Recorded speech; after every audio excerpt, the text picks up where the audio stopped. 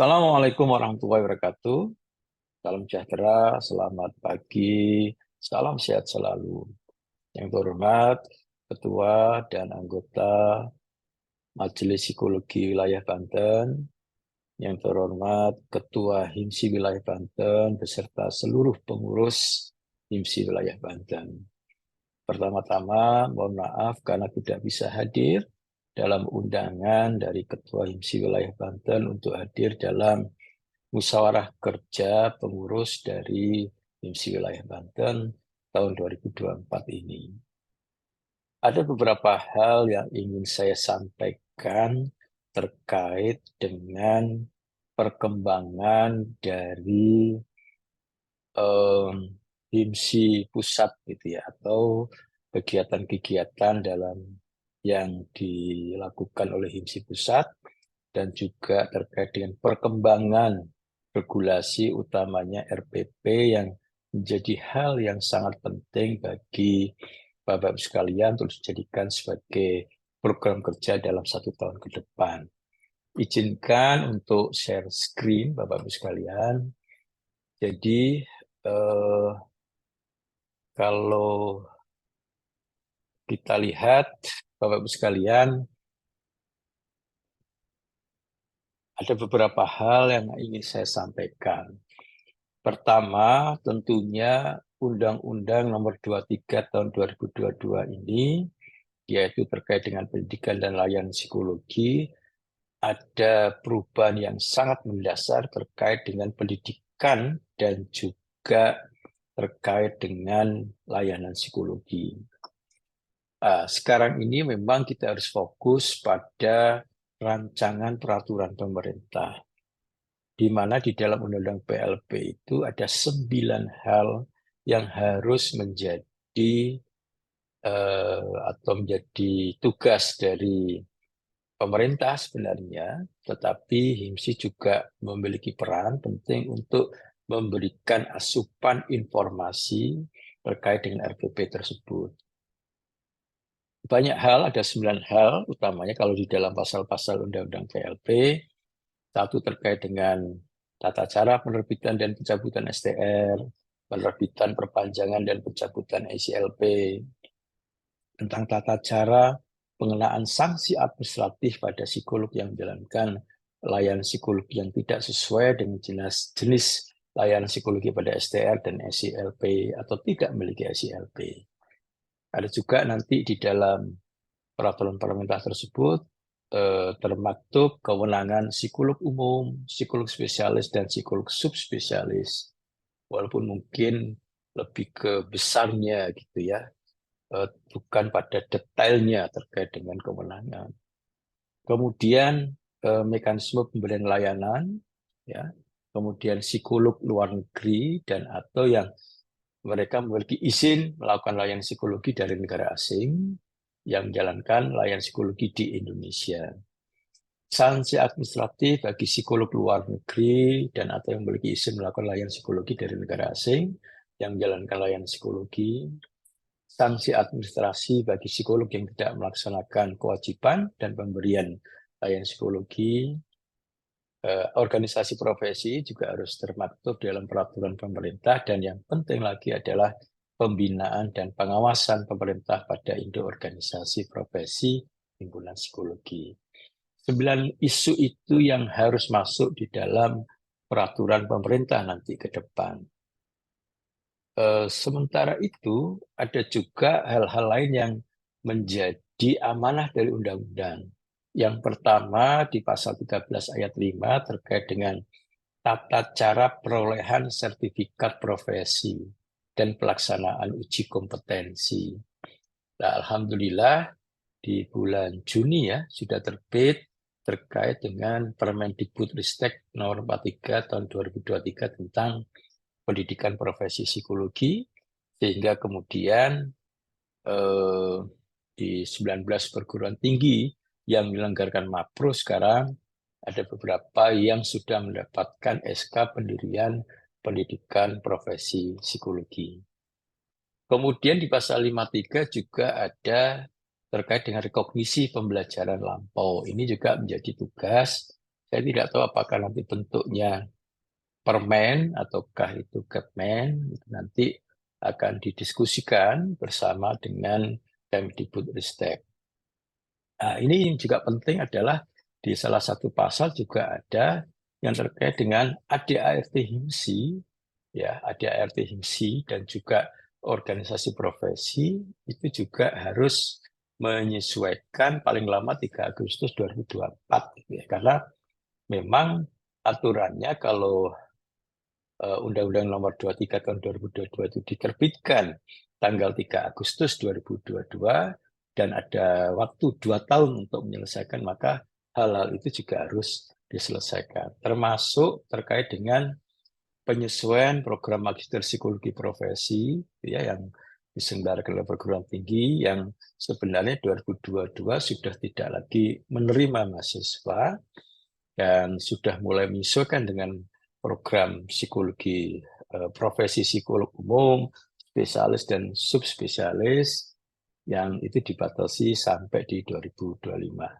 Jadi ini menurut saya menjadi hal yang penting untuk dipahami semua anggota HIMSI.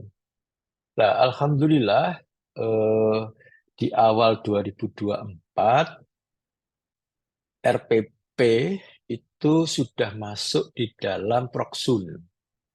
Ya, jadi RPP itu kalau ingin menjadi PP, maka harus diajukan ke Presiden.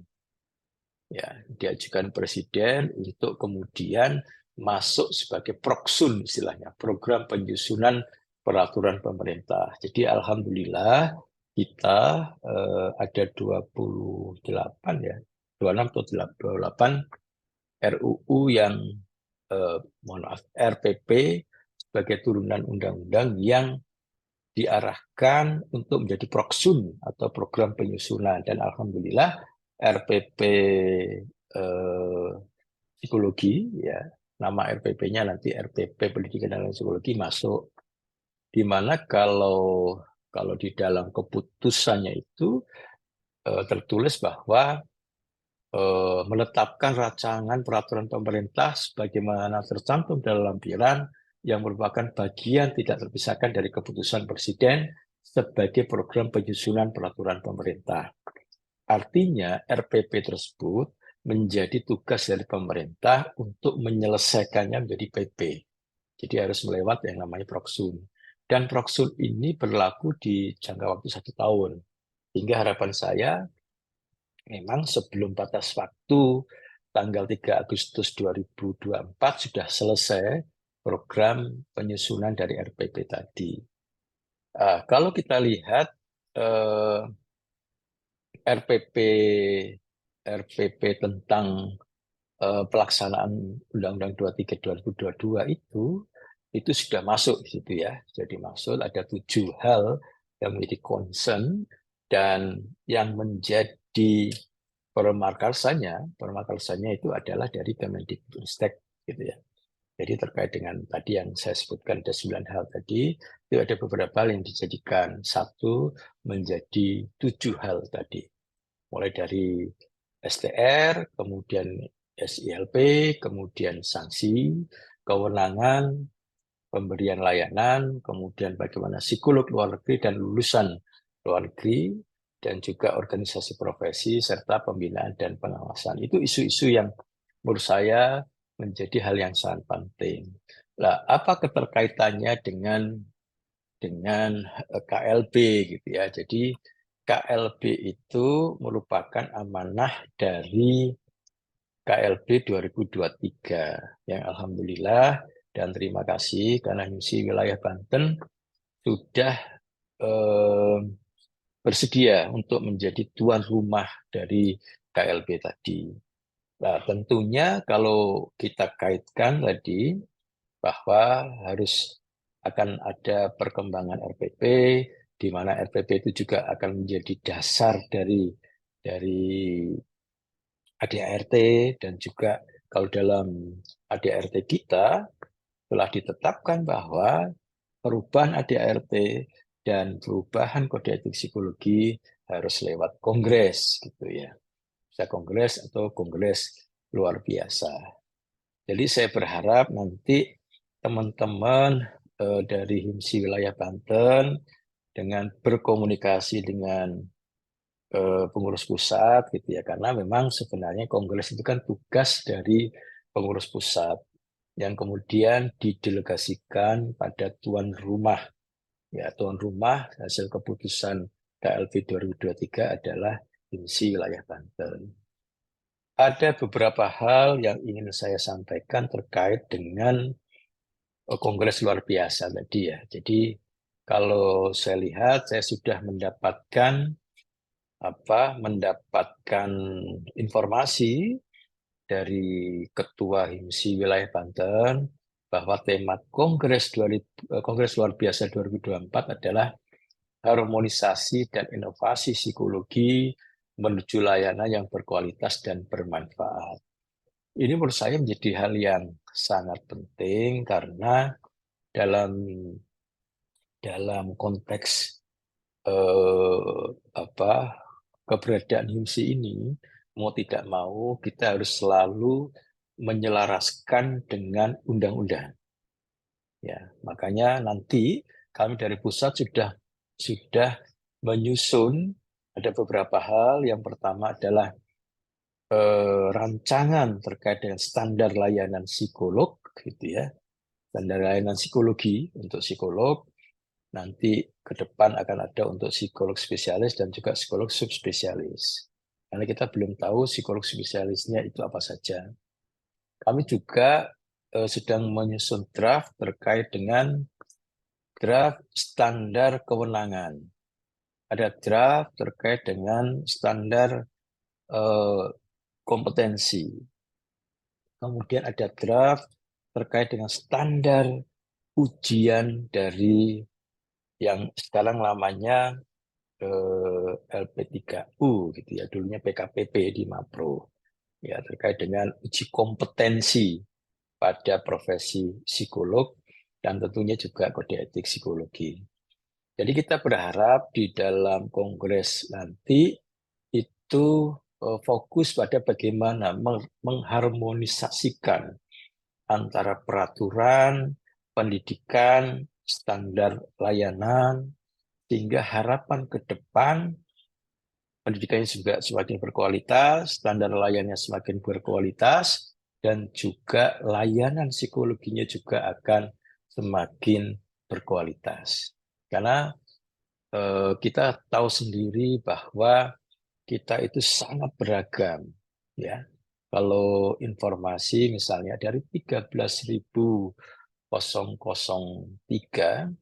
itu jumlah psikolog di Indonesia itu 13.003, itu sebagian besar itu berada di Jawa, ya, mulai dari Jakarta yang nomor satu, kemudian Jawa Timur nomor dua, kemudian Jawa Barat, Jawa Tengah, Banten dan Jogja mengelompok di situ, sehingga kemudian perlu ada sebuah standar layanan terkait dengan hal itu.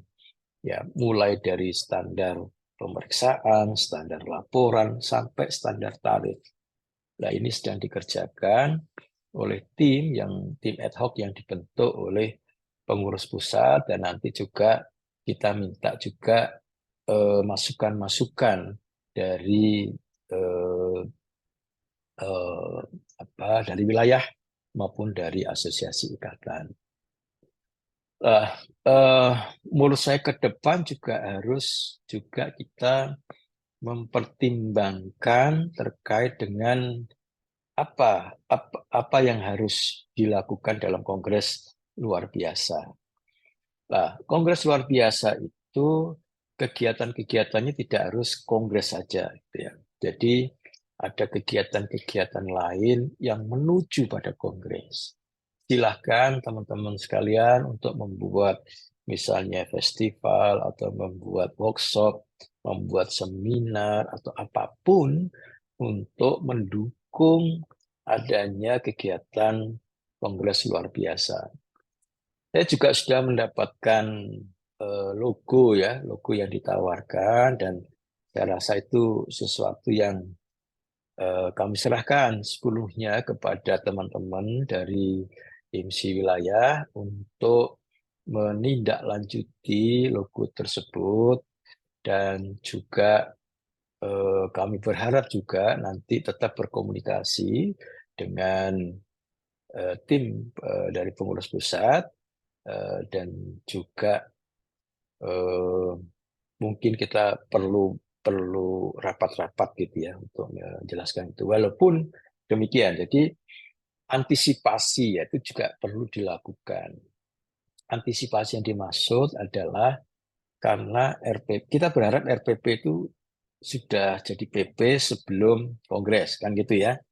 Sehingga ADART juga tidak bertentangan dengan PP tadi. Oleh karena itu, kita mencoba berbagai kemungkinan. Ya.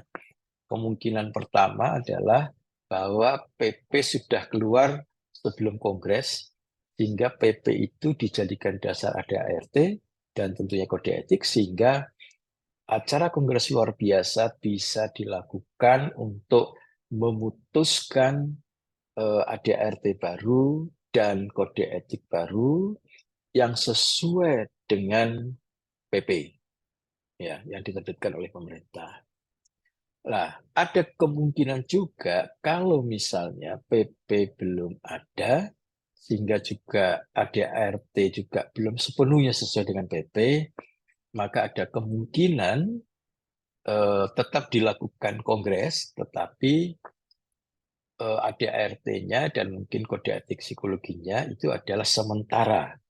Ya, tetap diputuskan dalam kongres, tetapi eh, ada kemungkinan gitu ya, ada kemungkinan akan berlaku sementara karena nanti akan diputuskan lagi di dalam kongres menyesuaikan dengan PP misalnya.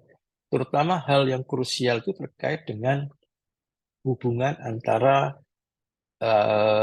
keanggotaan ya, bukan hubungan, tapi jenis keanggotaan. Karena di dalam pasal 46 Undang-Undang PLP itu ada organisasi profesi.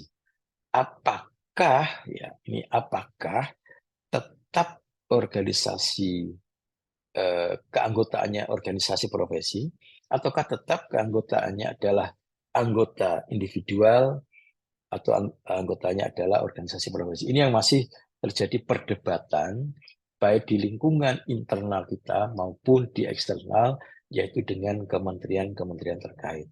Nah, itu yang menurut saya harus menjadi fokus juga masukan bagi teman-teman sekalian, tapi juga harus siap kalau misalnya PP-nya menetapkan bahwa keanggotaannya OP saja, keanggotaannya individual saja, atau keanggotaannya individu dan OP.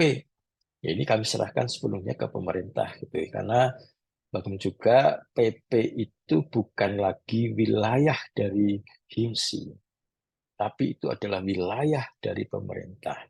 Jadi seperti apapun wilayah, mohon maaf, seperti apapun nanti pemerintah akan memutuskan, maka HIMSI harus mengikuti aturan-aturan tersebut. Itu yang menurut saya menjadi bagian penting, dan juga saya berharap nanti di dalam kongres luar biasa itu sudah dipikirkan untuk menyelesaikan semua hal-hal yang administratif, misalnya tata tertib. Ya, ini harus ada tim ad hoc khusus untuk menyelesaikan itu. Ya, kemudian bagaimana prosedur rapatnya, apakah pleno, apakah ada komisi, dan sebagainya. Ya, ini menjadi hal yang sangat penting, sehingga nanti Kongres lebih banyak fokus pada aturan-aturan, regulasi-regulasi kita, terutama ADART dan juga kode etik, dibandingkan dengan hal-hal yang administratif, seperti misalnya tata tertib, berita acara, dan sebagainya. Ini mohon ke depan nanti kita lebih banyak fokus pada hasil produk ya daripada hal-hal yang sangat administratif tadi. Itu yang bisa saya sampaikan ya, dan juga saya berharap juga keaktifan dari teman-teman HIMSI wilayah Jate, HIMSI wilayah Banten, mohon maaf. kemarin soalnya habis dari Jatim. Isi wilayah Banten untuk mencermati, gitu ya, mencermati ADART dan juga kode etik psikologi. Karena nanti walaupun sudah ada PP, tetapi belum teknis operasional. Yang teknis operasional itu kan di ADART-nya dan juga kode etiknya.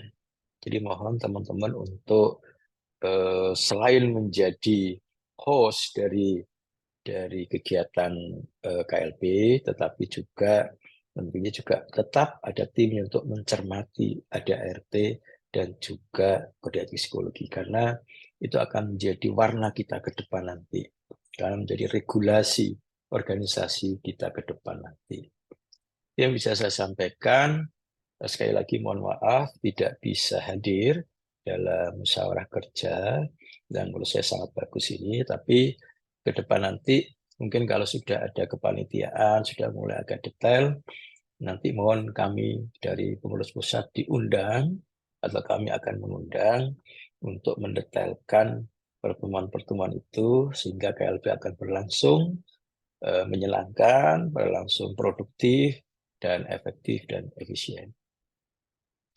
Terus yang bisa saya sampaikan, selamat dan terima kasih karena sudah menjadi bagian penting untuk pengambilan keputusan-keputusan organisasi, terutama dalam menyelesaikan ADART dan kode etik psikologi yang akan diputuskan dalam Kongres luar biasa di Banten.